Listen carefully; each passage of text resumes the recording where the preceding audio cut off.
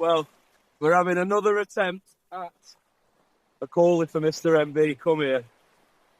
Yeah, third time, fourth time, fifth time lucky, I think. Maybe 10.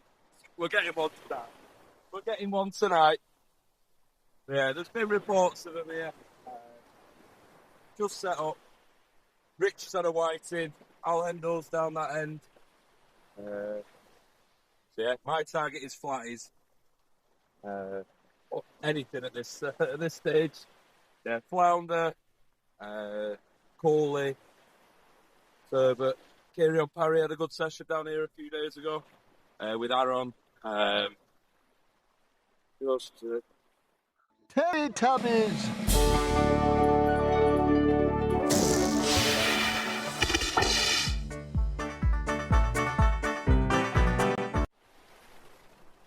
Oh, Gentle Giant, he was with.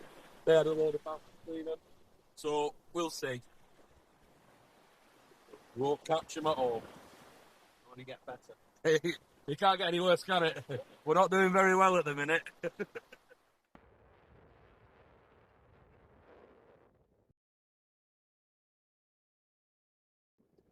you have a bite? Right, lad, we're getting there. We're getting there. So Mark's just had a good bite.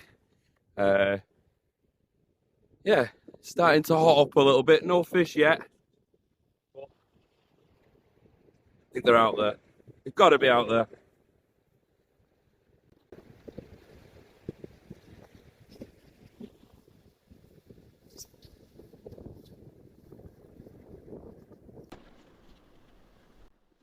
So the rigs of choice tonight are 1 up, 1 downs. I think from memory it was a size 1 on the top hook and a size 1.0 on the bottom hook. I was using sand eel, bits of mackerel, things like that on the bottom. So fish baits on the bottom and worm on the top. As a general rule, that did change throughout. The sand eels are some absolute stunning sand eel. The last years, actually, what we got in the nets that we froze down.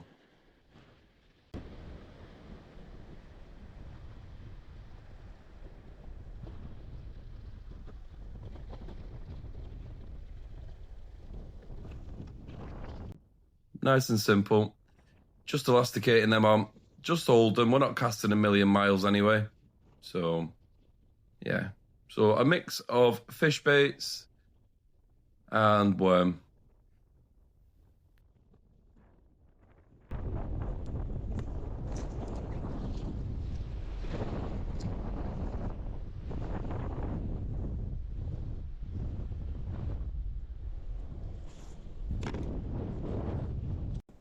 So the first bite for me came pretty quickly, to be fair.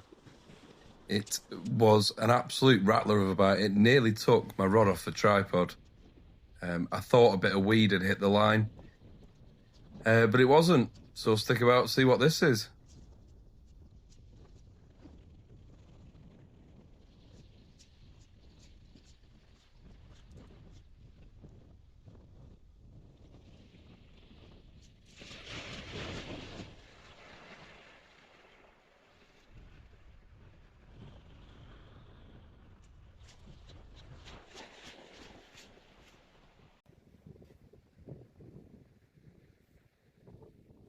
There we go. There's fish number 1.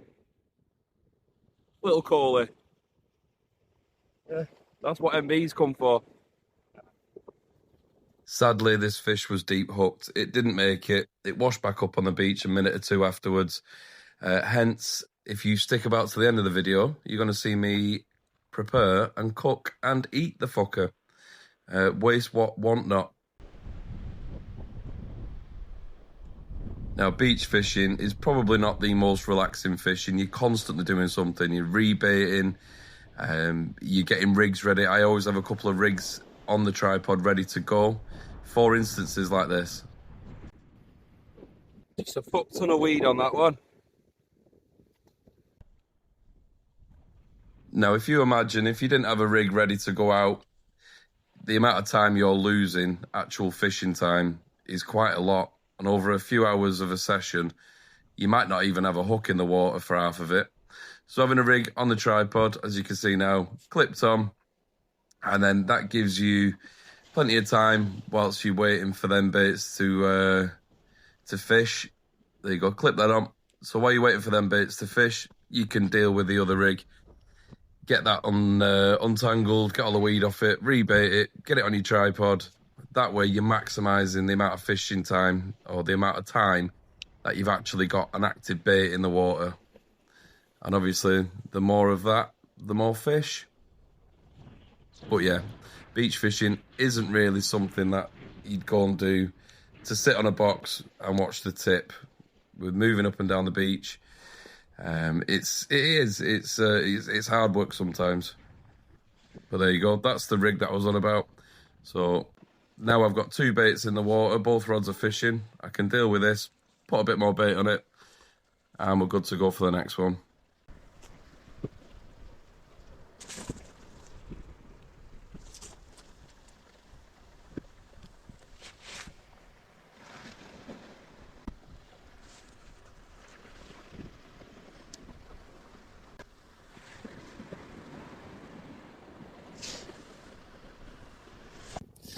Apart from that coalie I just had, there's been no other action. Mark had a bite. I've had a couple of little taps. So there is life out there. Just need to start seeing some of it. And as mentioned, if you're not baiting up and getting rigs ready, you're bringing your tripod up or down the beach, depending on what the tide's doing. So yeah, it's not relaxing fishing, but I love it.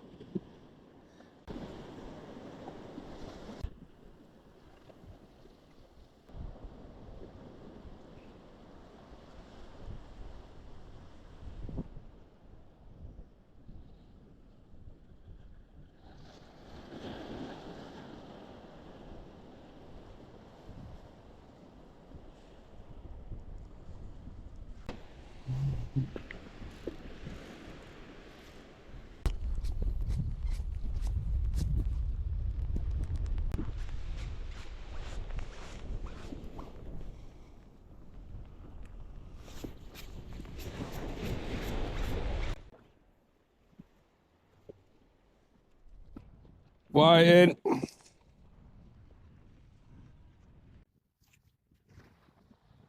Little whiting.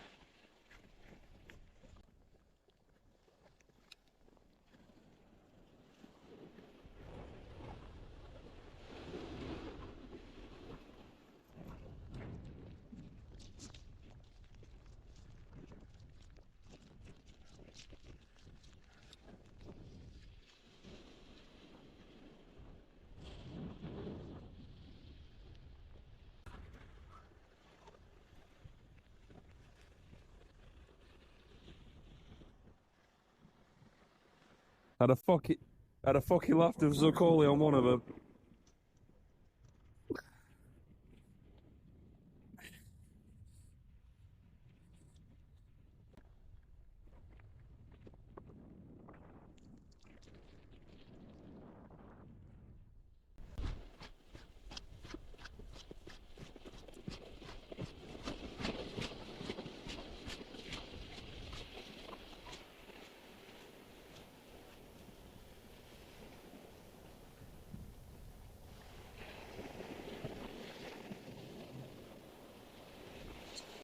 Look at that, first ever fish on Jeremy.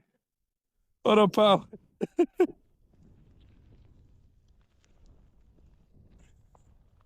Right, coalie time. So the wind, the rain, the conditions, they just weren't fun. So the audio in this video, as you've already seen, if you've made it this far, well done, was absolutely terrible. We wrapped the session up quite quickly after this, so we'd done a couple of hours there. The coalie really was the only fish worth noting. A few other whiting, a couple of missed bites. But anyway, I've put together a video now following this of me preparing, cooking and eating the coalie. I was pleasantly surprised it came out really well. So if you're interested in that, stick about. If not, thanks for watching, and I'll see you on the next video.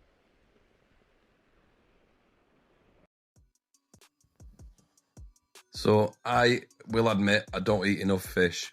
I love mackerel, things like that, but I really, really do like battered fish. And as you will see, this actually turned out really well. Now, the prepping of this fish, it is just a voiceover. The cooking of it and the eating of it is live video. So this is me using old Paige's tea towels, messing them all up. Filleting a fish, relatively easy. So you're following the main spine down, back up towards its head, and then with a sharp, this one isn't as sharp as it should be, but a sharp filleting knife, following it down and just picking the meat off the bone with the tip of the knife in nice strokes. It's meant to be, but I am hacking away a little bit there. But there you go. Repeat on both sides, and there you fillet. I always cut the belly section off anyway in a wanna. It's been next to the guts. Coalies, pollock, whiting, whitefish, cod, haddock, they all stink, if I'm honest. They stink really quickly. They need to be prepared, or at least gutted and bled on the mark, and then they're good to eat. But yeah, the stomach contents, I don't know if it's the biles or the acids, they really do turn that fish very quickly. So if you're cooking white fish like this, you need to be preparing it quick. But there you go, just stroking the meat off the bone.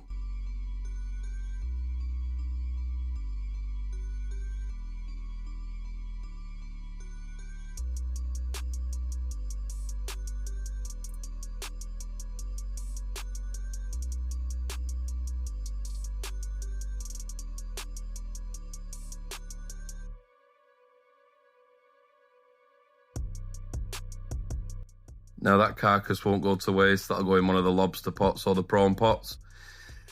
Yeah, so prawn time very soon, to be fair. So again, using Paige's tea towel there. So I'm going to take the skin off now, which is quite easy. I'm just showing you the scales on these things. Usually if you're going to cook a fish whole, take the scales off. But because I'm skinning it, they'll come off with it. Use a knife or something. Some people use a nail or something to hold the skin. And all you're doing with the blade at a slight angle is just prizing that skin off from the flesh. Once you go so far, you can grab hold of the skin and pull that, and it will release all the flesh. You get it off in a wanna. But yeah, it can be a bit tricky trying to grip it. But there you go. You'll see I'm actually pulling the skin here, and it comes off perfectly, leaving a single piece of fish, which I'll trim up, clean up, ready for cooking.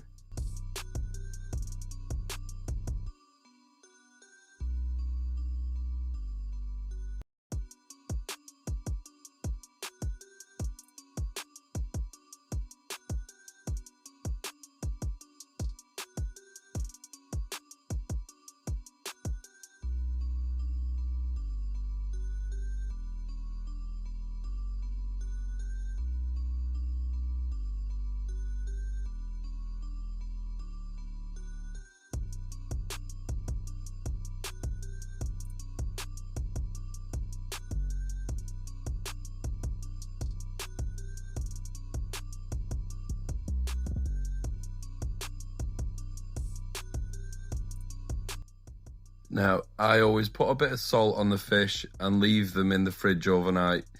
It draws a lot of the moisture out and gives you a firmer texture, better flakes, certainly on white fish. And there you go. There's two really nice fillets, which I will cook tomorrow. And as if by magic, it's now tomorrow.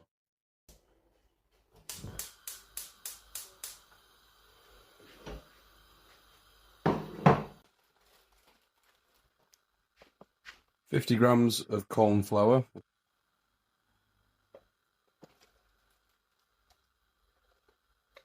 50 grams of plain flour,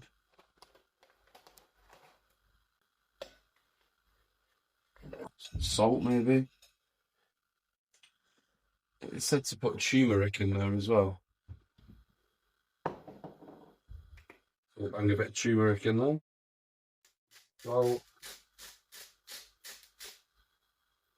I'll keep that out because I want some on my fish. Some pepper.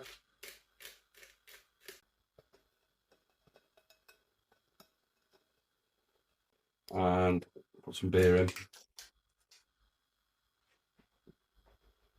I used to drink that in the big bottles. It was like 7% when it was, do you remember, with a cork?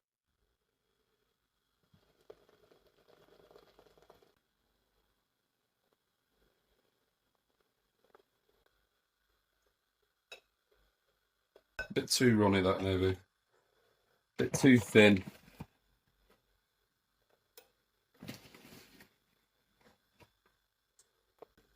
Yeah, maybe. Maybe. I've got my oil heating up here.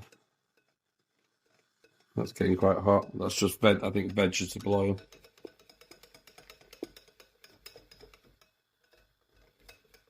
It's not going to be perfect. Of course it's not. But I just wanted to give it a try. I have done beer battered plates before that I caught in the sand eel net, and that was absolutely gorgeous. It was really good. I don't think I've got a video or anything. I might have some pictures of it. But yeah, it was stunning. I made my own homemade tartar sauce as well. Okay.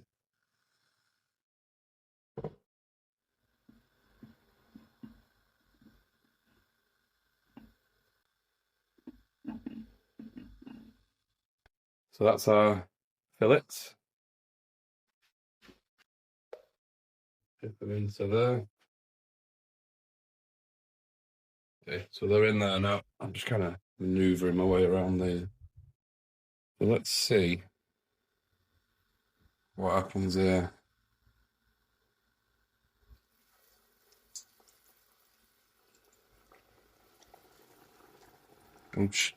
Yeah, that looks like what happens at the chippy, doesn't it?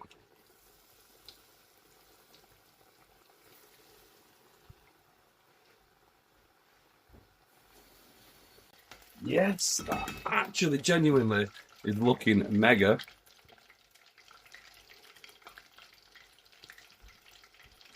So I'm going to do some chips and some mushy peas with it and a wedge of lemon. I'm really impressed with that already, how that's looking.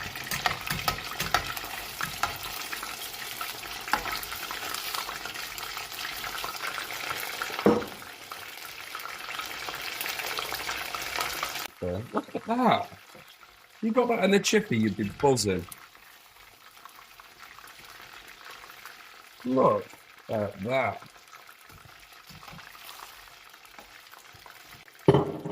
I'm going to say they're done now.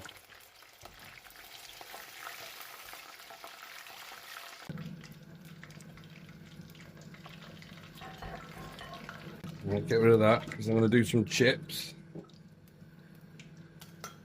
Now, I'm not making my own chips. I can't be asked. I'm having some skin on fries.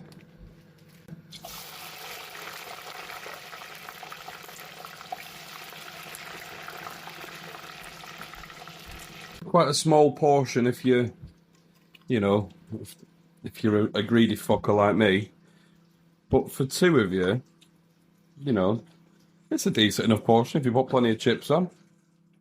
Anyway, let's plate it up.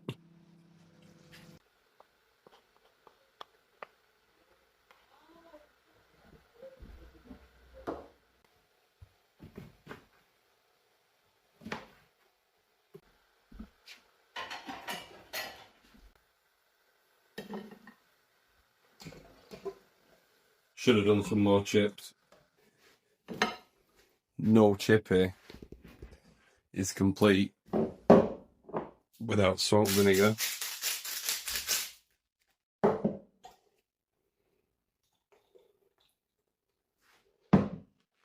And then a wedge of lemon.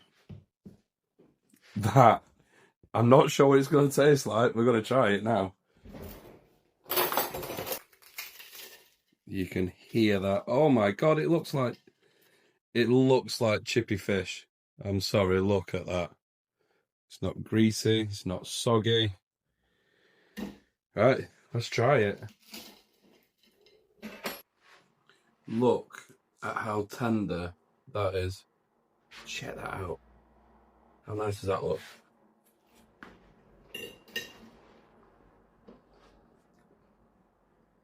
It's absolutely gorgeous. I'm not just saying it.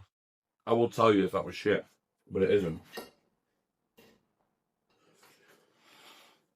If I could be asked doing that every time, and dependent on catching fish, I'd probably never go to a chippy again. Honestly, that is fucking stunning.